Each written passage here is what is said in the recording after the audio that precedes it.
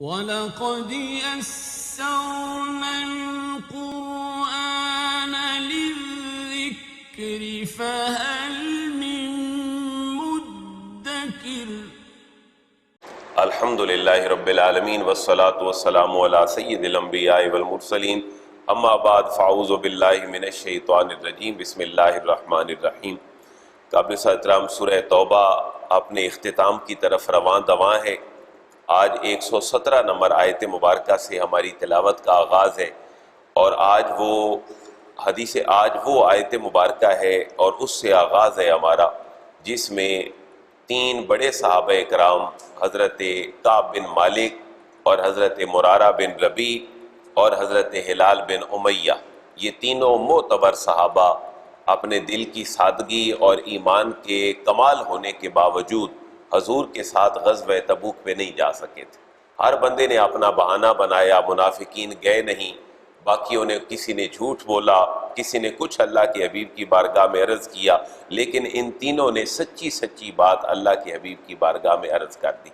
اور ان کی توبہ کا واقعہ بڑا طویل ہے، سورہ صحیح بخاری اور صحیح مسلم میں بڑی تفصیل کے ساتھ یہ واقعہ موجود ہے، اور اس حدیث مبارکہ کے راوی بھی اتفاق سے حضرت کعب بن مالک خود ہیں، اور وہ کہتے ہیں میری توبہ کا یہ واقعہ ہے، اور اس طرح میری توبہ قبول ہوئی اور اللہ نے ہم سب کی معافی کا اعلان کیا۔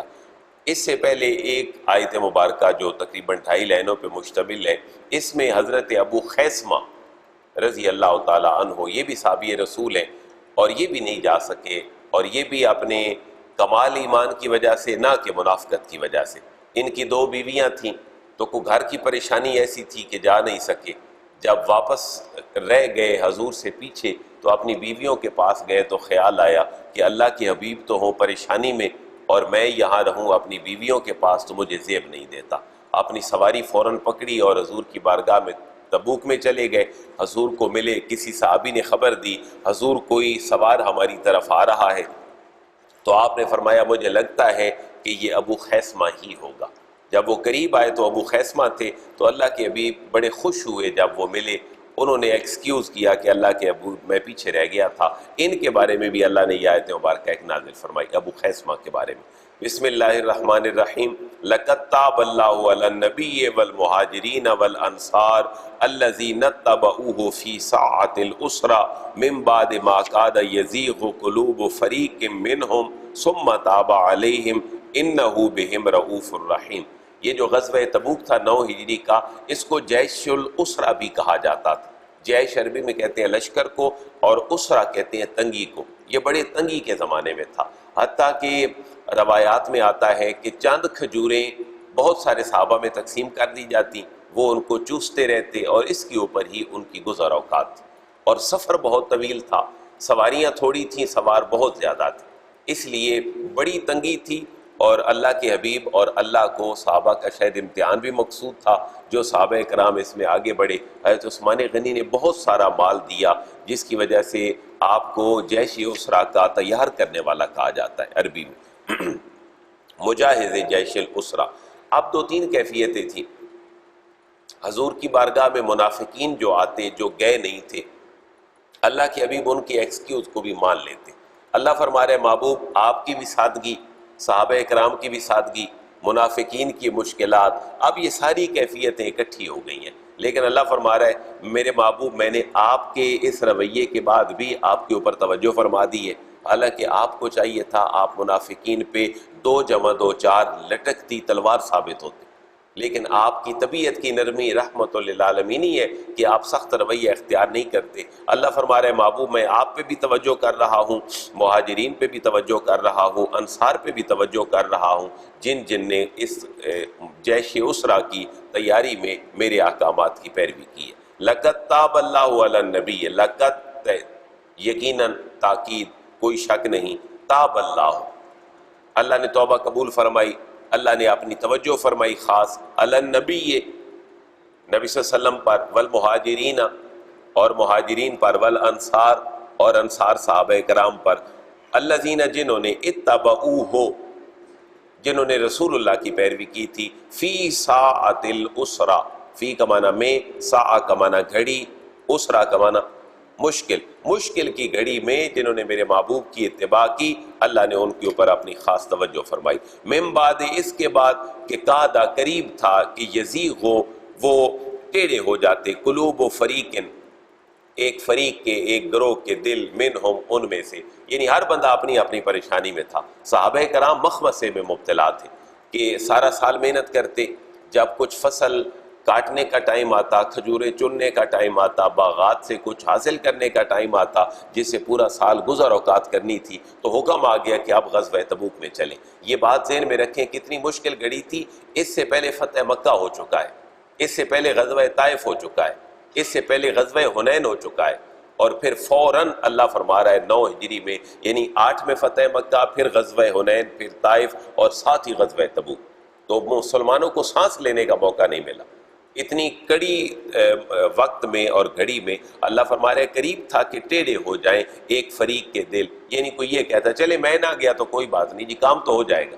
جب بندہ یہ سوچے تو پھر ہر بندہ اسی سوچ کے ساتھ رہے تو کام نہیں ہو پائے گا۔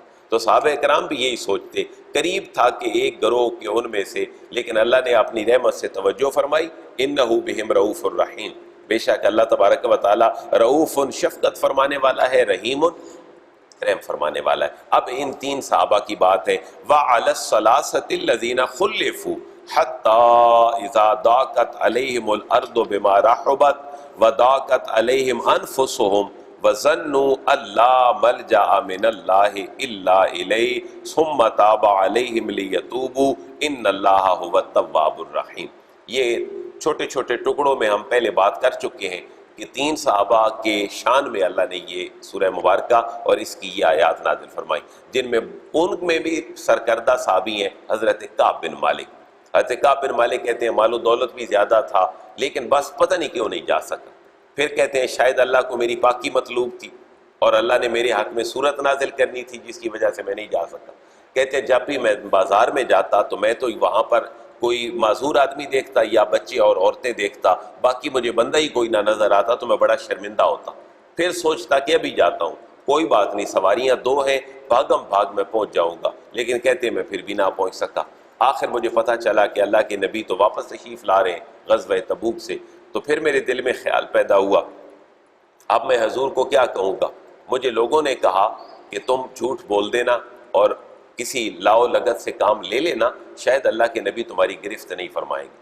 لیکن کعب بن مالک کہتے ہیں حضور تشریف لائے تو ہر بندے نے اپنی اپنی بات کی، کسی نے بہانہ بنایا، کسی نے جھوٹ بولا۔ کعب بن مالک کہتے ہیں میں نے اللہ کے نبی کو سچی سچی بات بتا دی۔ حضور فرماتے ہیں تم یہاں سے چلے جاؤ، میں تمہارے بارے میں کچھ نہیں کہہ سکتا جب تک اللہ خود تمہارا فیصلہ نہیں فرمائے گا۔ کعب بن مالک کہتے ہیں ایک دن گزرا، دوسرا، تیسرا، چوتھا، 5واں، 6ٹھا، 10، 15، 20، 25، 30 دن گزر گئے، اللہ کے نبی تو میرے ساتھ بولتے ہی نہیں تھے۔ پھر حضور نے صحابہ کو منع فرما دیا۔ یہ بھی ایک محبت کا اور تربیت کا انداز ہے کہ حضرت کعب بن مالک کہتے ہیں حضور بھی نہ بولتے، صحابہ بھی نہ بولتے، میں مدینے کی گلیوں میں جاتا، میں لوگوں کو سلام کرتا، میرے سلام کا جواب ہی کوئی نہ دیتا۔ پھر کہتے ہیں کہ میرا ایک کزن تھا جس کا ایک باغ تھا، میں اس کے پاس چلا گیا جس کا نام ابو قتادہ تھا، تو میں نے کہا یہ میرا جگری دوست ہے تو یہ میرے ساتھ باتیں کرے گا۔ کہتے ہیں جب میں ان کے پاس گیا، انہیں سلام کیا، چپ، سلام کا جواب ہی کوئی نہ دیا، پھر سلام کیا، چپ، پھر سلام کیا، چپ۔ پھر میں نے جب کوئی اور بات کہی تو انہوں نے کہا اتنا صرف کہ اللہ اور اس کا رسول تمہارے بارے میں بہتر جانتا ہے، میں کچھ نہیں کہہ سکتا۔ کعب بن مالک کہتے ہیں یہ صحیح بخاری اور مسلم کا ایک ایبسٹریکٹ ہے جو میں آپ کو بتا رہا ہوں۔ کعب بن مالک کہتے ہیں کہ میرے بے اختیار آنسو نکل پڑے، میں گھر کی طرف رواں دواں ہوا ٹوٹے دل کے ساتھ، تو مجھے بازار کے اندر ایک نبتی ملا، شام سے آیا ہوا، وہ مجھے ڈھونڈ رہا تھا، تو کسی نے اشارہ کیا کہ یہ کعب بن مالک ہے، ان سے مل لو۔ کہتے ہیں وہ میرے پاس آیا، اس نے مجھے غسان کے بادشاہ کا ایک رکہ دیا، خط دیا۔ اس خط کو میں نے کھولا تو اس میں لکھا تھا کہ تم اتنے کمال آدمی ہو، اللہ نے تمہیں صلاحیتیں دی ہیں، دیکھو تمہارا لیڈر محمد صلی اللہ علیہ وسلم تمہاری قدر نہیں کر رہا، مہینہ ہو گیا ہے تم در بدر پھر رہے ہو، آؤ ہمارے ملک میں آ جاؤ۔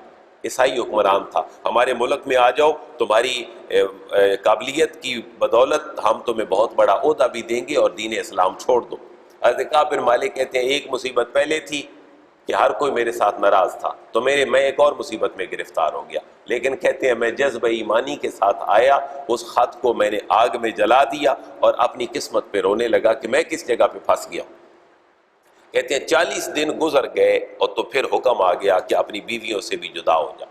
کہتے ہیں میں نے اپنی بیوی کو میکے بھیج دیا کہ شاید اللہ کے حبیب کبھی راضی ہو جائے میرے ساتھ۔ کہتے ہیں میں نماز پڑھنے جاتا تو نماز میں پڑھتا، پڑھ کے جب فارغ ہوتا تو میں حضور کو دیکھنا شروع کر دیتا، اور جب حضور میری طرف دیکھتے تو میں پھر نیچے دیکھ لیتا، اور جب میں نماز شروع کرتا تو میں اپنی کنکھیوں سے دیکھتا تو حضور بھی مجھے دیکھ رہے ہوتے۔ لیکن بات آگے نہ بڑھتی۔ کہتے ہیں 40 دن گزر گئے، 45 دن گزر گئے، آخر جب 50ویں رات آئی تو پھر اللہ نے میری توبہ کو قبول کیا، اور سرکار دو عالم نے ایک بندے کو بھیجا، وہ صبح صبح میرے پاس اعلان کرتا ہوا آیا اور مجھے یہ مجد جاں فضا سنایا۔ میں فرط مسرت سے، مجھے ہوش نہیں تھا کہ میں نے کیا کپڑے پہنے ہوئے۔ کہتے ہیں میں بھاگ کر حضور کی بارگاہ میں گیا اور حضور کا چہرہ انور خوشی سے چمک رہا تھا۔ حضور نے مجھے فرمایا کہ اے کعب بن مالک تجھے مبارک ہو، جب سے تیری ماں نے تجھے جنا ہے اس زندگی میں تیرے لیے سب سے بہترین دن آج کا ہے کہ اللہ نے تیرے لیے توبہ کو قبول کیا ہے اور تیری برات کا اظہار کر دیا۔ کہتے ہیں میں نے سوچا حضور باقی کا کیا حکم ہے، جو باقی صحابہ تھے، تو اللہ نے فرمایا، حضور نے فرمایا اللہ نے سب کی توبہ کو اپنی بارگاہ میں قبول کر دیا۔ اسی وجہ سے سورت کا نام ہی کیا ہے، سورہ توبہ۔ اور اس طویل حدیث مبارکہ جو 2.5 سے 3 صفحوں پہ مشتمل ہے، صحیح بخاری اور مسلم میں، اس کے راوی بھی حضرت کعب بن مالک ہیں۔ اب ان تینوں کی کیفیت اللہ بیان فرما رہا ہے۔ وَعَلَى الثَّلَاثَةِ، واو کا معنی اور علا کا معنی، پر، الثلاثہ 3، اور وہ جو 3 تھے ان پر بھی اللہ نے توجہ فرمائی۔ کون 3؟ الذین، جو خلفوا، جو پیچھے رہ گئے۔ ایک ہوتا ہے امام، ایک ہوتا ہے خلف جو پیچھے آتا ہے۔ خلفو یہ ایکٹیو نہیں بلکہ پیسو ہے۔ اب یہاں بھی بڑا ایک ایمان افروز نقطہ ہے کہ ان 3 پر بھی اللہ نے توجہ فرمائی۔ الذین خلفوا، یہاں پر خلفو نہیں ہے، خلفو ہوتا تو ایکٹیو سینس ہوتا کہ ان کے پیچھے رہنے میں ان کا اپنا کردار تھا، تو مجہول سا لفظ ذکر کیا گیا الذین خلفوا، کہ جن کو ملتوی کر دیا گیا تھا۔ اب ملتوی کس نے کیا؟ شیطان نے کیا، اللہ نے اپنی حکمت سے کیا، وہ خود ہوئے۔ اس کو اللہ نے پیسو رکھا ہے، ایکٹیو نہیں رکھا، تاکہ ان کی نسبت ان لوگوں کی طرف نہ ہو کہ انہوں نے خود یہ بہت بڑی غلطی کی تھی، اللہ کی آزمائش مطلوب تھی۔ اور ان 3 پر بھی اللہ نے نظر رحمت فرمائی، الذین خلفوا، جو پیچھے رہ گئے تھے، جن کا فیصلہ ملتوی کر دیا گیا تھا، حتیٰ، یہاں تک کہ اذا ضاقت علیہم الارض، اذا کا معنی جب، ضاقت تنگ ہو جانا، علیہم ان پر، الارض زمین، حتیٰ کہ جب زمین ان کے اوپر تنگ ہو گئی تھی، یعنی مشکل میں پڑ گئے، کوئی بولتا نہیں تھا، بیویوں سے دور تھے، بڑی پریشانی آ گئی تھی، بما رحبت، باوجود زمین کے کشادہ ہونے کے، زمین ان کے اوپر تنگ تھی۔ وضاقت علیہم انفسہم، یہ کیفیت بندہ مومن کے ساتھ عموماً آتی ہے۔ وضاقت، اور بوجھ بن گئے، علیہم ان کے اوپر، انفسہم، ان کی اپنی زندگیاں ان کے لیے بوجھ بن گئی۔ کبھی بندہ کہتا ہے نا میں اپنے آپ سے ہی تنگ ہوں، تو وہ کہتے کہ 50 دن گزر گئے ہیں، ہمارا کوئی فیصلہ نہیں ہو پا رہا، ہر بندہ ناراض ہے، بیویاں دور ہیں، اللہ ناراض، رسول ناراض۔ تو 2 کیفیتیں ہوئیں، زمین باوجود وسعت کے تنگ ہو گئی، اور جانیں جو ہیں وہ اپنی بوجھ بن گئی۔ وَظَنُّوا، اور انہوں نے گمان کیا اس بات کا، انہوں نے جان لیا اس بات کو، ان کے لا ملجا، کوئی جائے پناہ نہیں ہے، من اللہ، اللہ تبارک و تعالیٰ سے بھاگ کر، الا الیہ، مگر اسی کی طرف، پناہ گاہ اور ہے کوئی نہیں، ہم کہاں جائیں۔ ثم تاب علیہم، ثم پھر تابا، مائل بکرم ہوا اللہ تبارک و تعالیٰ علیہم ان پر، لیتوبوا، تاکہ وہ بھی اللہ کی طرف رجوع کریں۔ اللہ نے ان کے اوپر توجہ فرمائی تاکہ وہ اللہ کی طرف توجہ فرمائیں۔ اور ان اللہ هو التواب الرحیم، اور بے شک اللہ تبارک و تعالیٰ توبہ قبول فرمانے والا اور الرحیم، ہمیشہ رحم فرمانے والا ہے۔ اب اس تذکرے کے بعد اللہ فرما رہا ہے کہ تم اپنی صحبت سے پہچانے جاتے ہو۔ کہیں اگر تم پاؤں میں تمہارے پھسلن ہوتی ہے تو وہ اس وجہ سے ہوتی ہے تمہارا ماحول اور جس جگہ پہ بیٹھتے ہو وہ جگہ ٹھیک نہیں ہوتی ہے۔ تو اللہ فرما رہے ہیں برے کے ساتھ بیٹھو گے تو برے بن جاؤ گے، اچھے کے ساتھ بیٹھو گے تو اچھے بن جاؤ گے۔ حکم دیا یا ایھا الذین آمنوا اتقوا اللہ وکونوا مع الصادقین، یہ ترجمہ اب آپ نے کرنا ہے۔ یا ایھا الذین آمنوا، اے ایمان والو، اتقوا اللہ، اللہ سے ڈرو، وکونوا، اور ہو جاؤ، مع الصادقین، سچے لوگوں کے ساتھ بیٹھ جاؤ۔ گویا کہ سچے لوگ ایک ڈیوائس ہیں، وائی فائی کی طرح، آپ قریب بیٹھیں گے وہاں تو سگنل پورے ہیں، وہ آپ کو بھی سگنل فراہم کرنا شروع کر دیں گے۔ حضرت خواجہ فرید الدین عطار شیخ سعدی رحمۃ اللہ تعالیٰ علیہ نے یہی باتیں لکھی ہیں کہ صحبت صالح ترا صالح کنن، صحبت تالے تو تالے گنا، نیک آدمی کی صحبت تجھے نیک بنا دے گی اور بدبخت آدمی کی صحبت تجھے بدبخت بنا دے گی، لہذا صحبت بہت بڑی بات ہے۔ ما کان لأہل المدینة ومن حولهم من الأعراب ان یتخلفوا عن رسول اللہ ولا یرغبوا بانفسهم عن نفسه ذلك بأنهم لا يصيبهم ظمأ ولا نصب ولا مخمصة في سبيل الله ولا يطؤون موطئا يغيظ الكفار ولا ينالون من عدو نيلا إلا كتب لهم به عمل صالح ان اللہ لا یضیع اجر المحسنین۔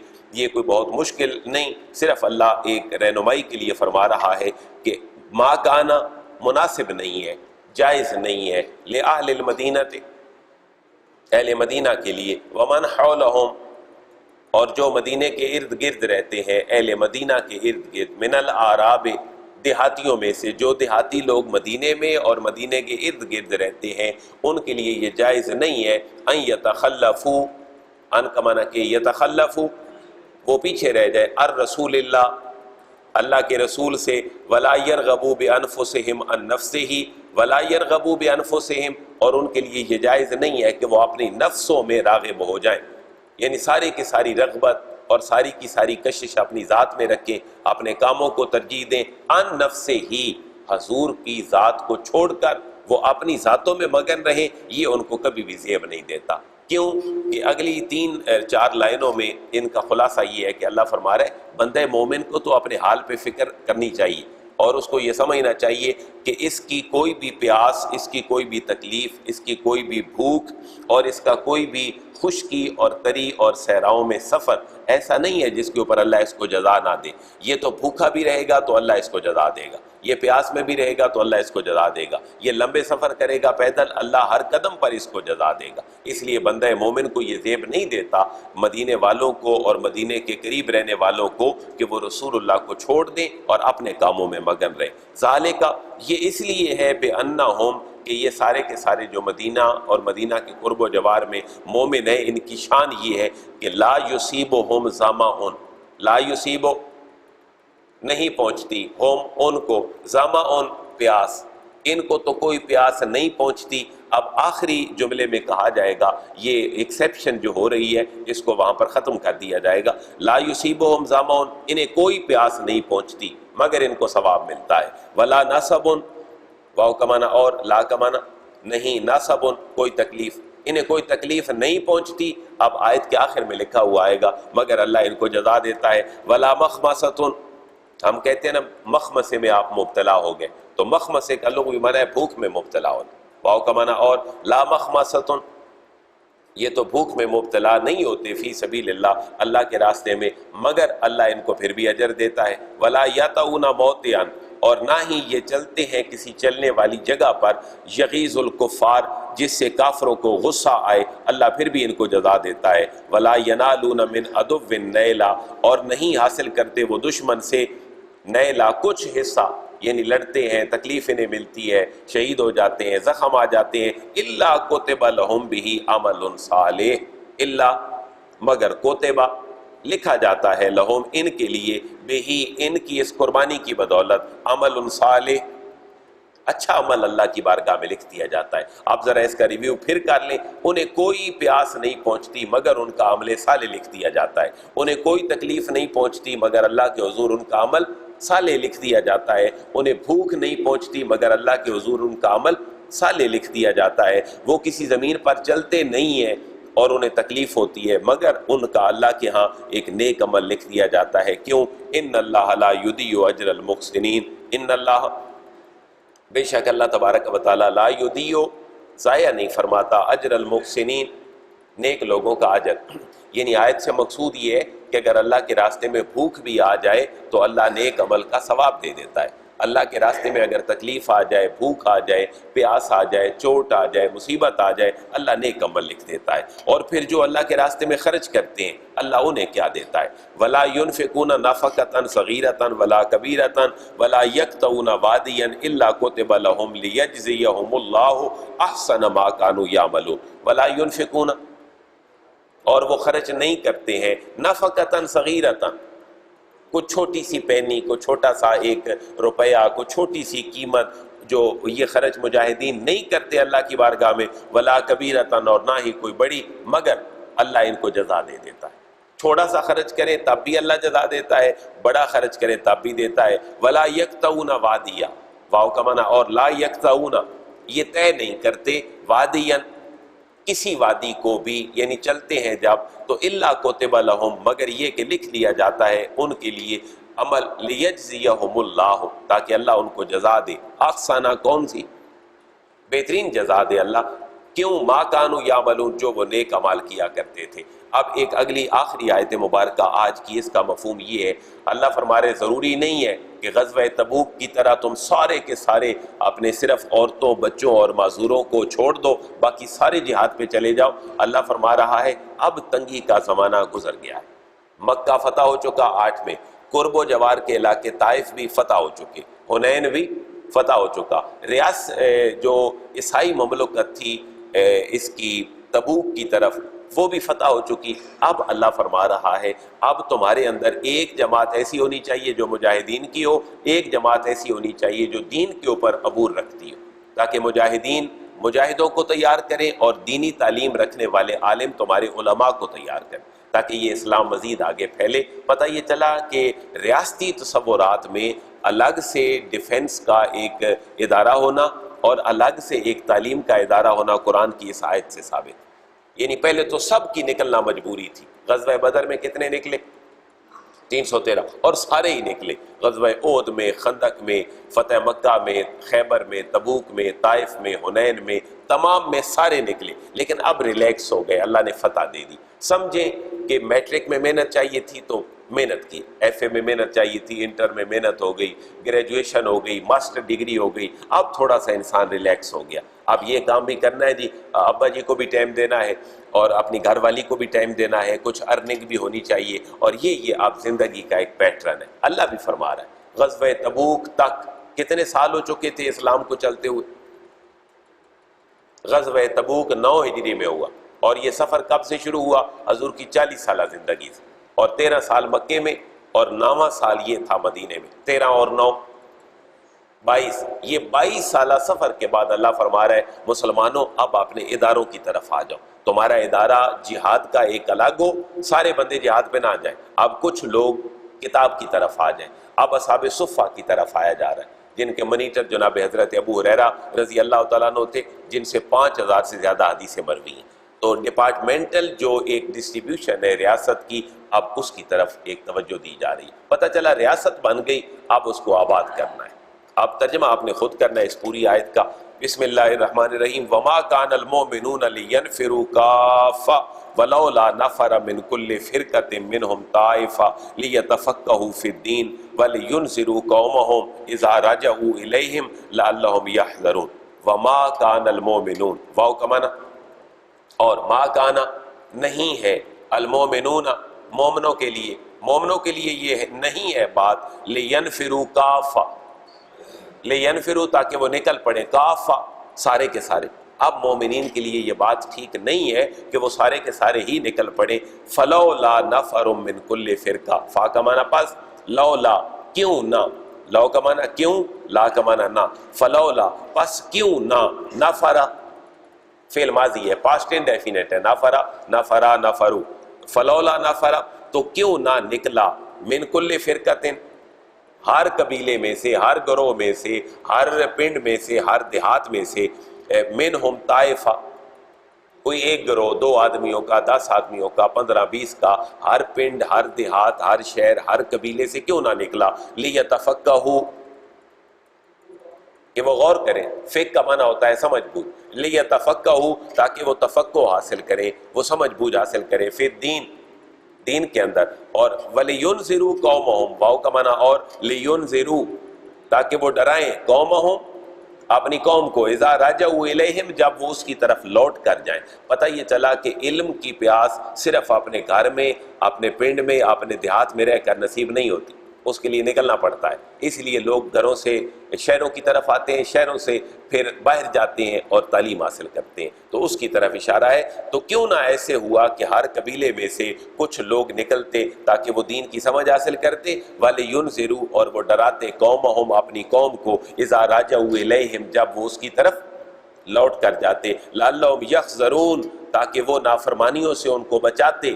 حذر کا معنی ہوتا ہے بچنا، جیسے ابلیس کی مجلس شورا میں شیطان کہتا ہے نا الحذر الحذر، جو شیطان ہے وہ کہہ رہا ہے کہ دین پیغمبری سے تم لوگوں کو روکو، یہ جب روکنے میں کامیاب ہو جاؤ گے پھر تمہارے لیے آسانی ہو جائے گی۔